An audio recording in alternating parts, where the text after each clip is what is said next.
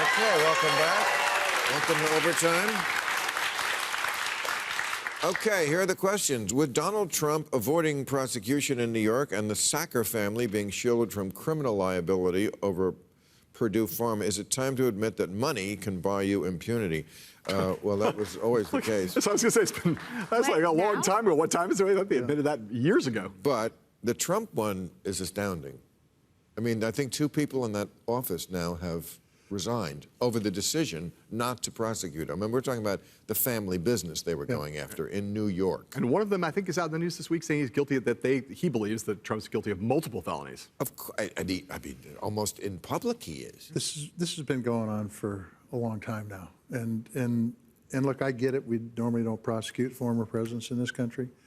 But this guy was doing different. Bad stuff. And why did the DA in New York make that decision? I don't know. Is that brag? In New York? I don't understand.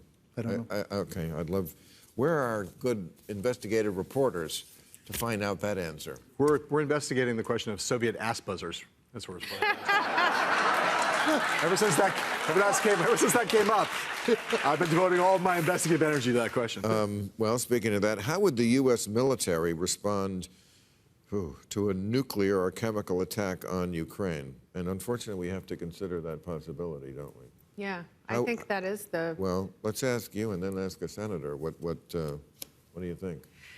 Well, you know, we were talking earlier, and I joked that Putin is just like me and you. Obviously, he's not, because he is considering using chemical weapons and nuclear, and he's put the nuclear weapons use on the table repeatedly. And I think that is a question for NATO. Well, rhetorically. We don't know if he means it. It's bad enough to do that, but he wouldn't. I don't know if there's a difference at a certain point. If the leader of a nuclear power threatens to use it, says he's put his forces on alert, on like DEFCON, whatever, I think it's happened before. Yeah. Where people have raised that level up to. Well, you have to take it seriously. Yeah, you have to take it seriously, but it could be just brinksmanship. What I'm saying is, I don't know what's in his mind. Right. And he must. That's why I asked you about like how rational is he? I mean, he always seemed like a rational guy, but nuclear would be taking it, even chemical, but especially to a level that the world would change immensely. A lot of his propagandists have been saying, you know, what is the point of a world existing if Russia doesn't exist in it? And what is so scary about that is I think Putin feels so cornered and so trapped by the mistakes that he has made in this campaign, and it's become so existential for him that he might do crazy, irrational things. The question is, if he does it in Ukraine and not in a NATO country, does NATO respond? And now there's talk of, well, if the cloud crosses over into a NATO country, That's the thing. Is that considered an attack? A nuclear bomb on any of us is a nuclear attack on all of us. That's right. I mean, this is the topic, actually, of this Sunday's Showtime's The Circus, and we are looking at this very question. It's like, it's been a crazy week. I mean, you've got not only all the things Putin has been doing throughout the war, you had, you know, as Biden was headed to Brussels, you had members of the Duma on state TV saying, if NATO rolls out peacekeeping forces, we should nuke Warsaw. Now, you know, how seriously do you take that? But Julia's right. I mean, the reality is that because in the old days, when you had mutually assured destruction, it was like the attack would have been the Soviet Union attacking the United States or vice versa. Both of them decided not to do that because they knew they would both, incinerate both places. In this case, you've got the situation where Putin is more likely to detonate a tactical nuke. What happens if Putin decides that he wants, in his desperation, decides he wants to send a tactical nuke into Kyiv? It's like, well, there is no NATO doctrine of self-defense there. And so one of the things that they're discussing, they've been discussing behind the scenes, is that question. They don't want to come out and say what they will do, and they have not. But the question of what do you do in that situation, and knowing that every war game model that's ever been done, you get one escalation, you get one tactical nuke that you respond with one, it very quickly turns out to be in 5 hours, there's 90 million people dead. So it's like, the escalation ladder ramps up very fast in that situation. So figuring out what to do about that, how to posture on it, it's a really, really hard question.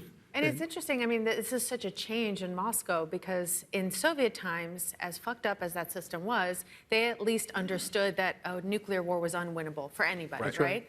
And now they seem to think, well, define war and define nuclear. And what if it's a small nuke? What if it's like a nitty-bitty nuke and it's just on Kyiv, which is not in a NATO country?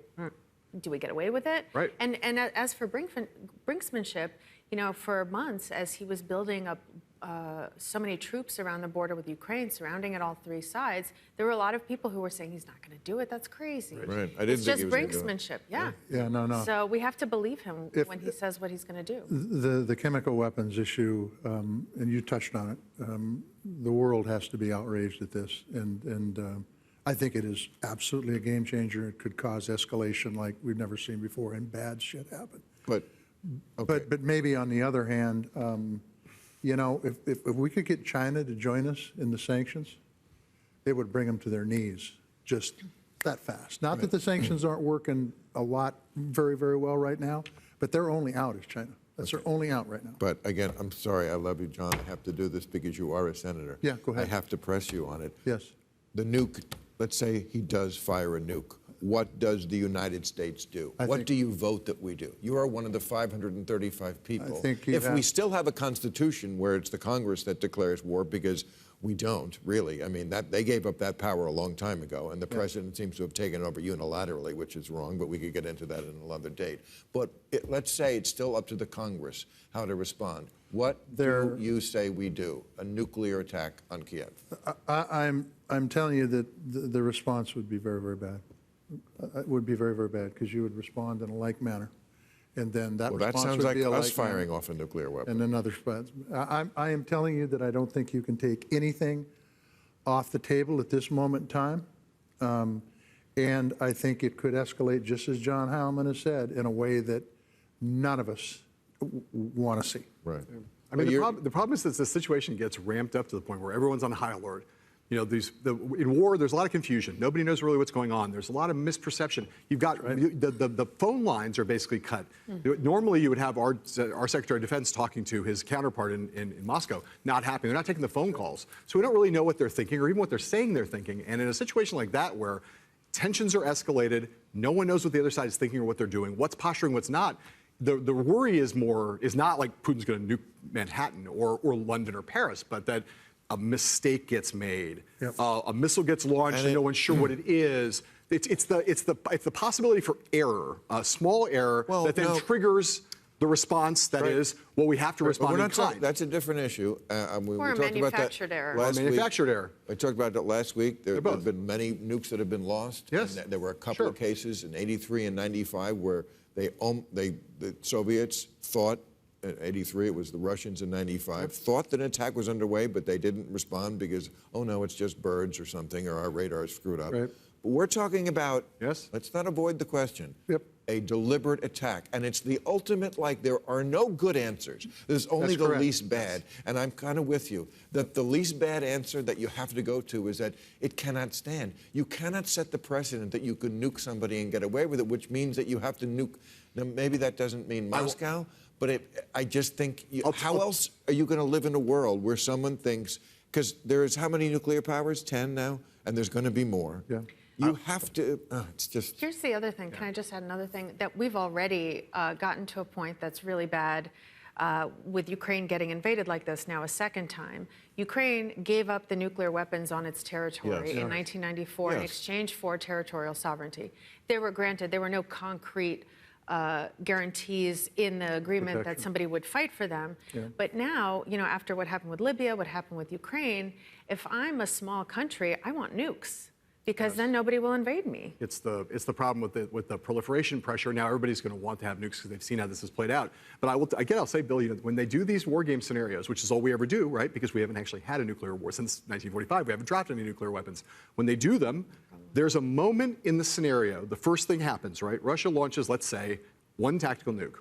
At that moment, there's a choice to make. Do you respond with a nuclear, commensurate, single tactical nuclear warhead back, or do you stay conventional? In most of the simulations, if you choose nuclear, you end up with 100 million people dead very fast because of the way the systems are built to escalate. And so for a lot of people, this might be the wrong political answer, but that that is the gate. It's that first response. And once you go through one gate or the other, you are on the path very quickly towards not inevitable, but very likely global devastation or not. And again, it's one of the trickiest things. Why when the government runs these tests, they say they almost always end up with total global thermonuclear war. There's no, it's just unwinnable. It's the way that things are built. They're built to kill. and escalate. Great note to end on. Yeah. Have a great Oscar weekend, everybody.